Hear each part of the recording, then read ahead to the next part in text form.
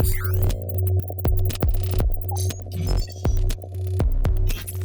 you've probably heard about the dark web. You might think that it's a shady, scary, underground place where hackers and criminals go to cause mayhem, but actually the dark web is just an alternate version of the World Wide Web, the regular one. The main difference is that it requires special software to access it. It's basically a bizarro internet world that has its own special servers, special websites, and special browser. When people talk about the dark web, they're usually talking about Tor, or what's called the Onion Network.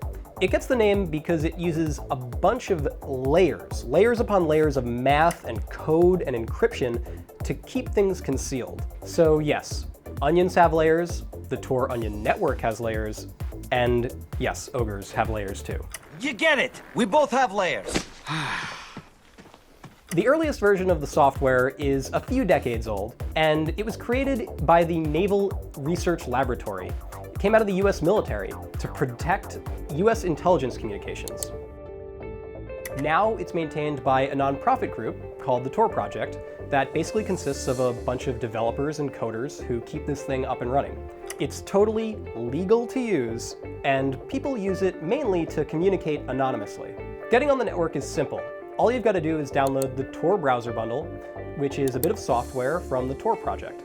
You can get it online, all you got to do is fire it up, and bingo, you're on it. Sure, some people use the dark web to do dubious things like buy and sell drugs or weapons or stolen identities, but plenty of other people also use the network just to protect their privacy.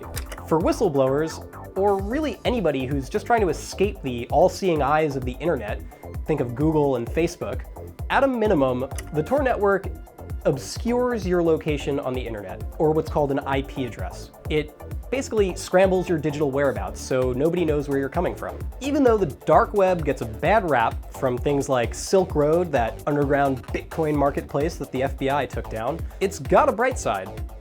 It's another tool that helps protect your privacy.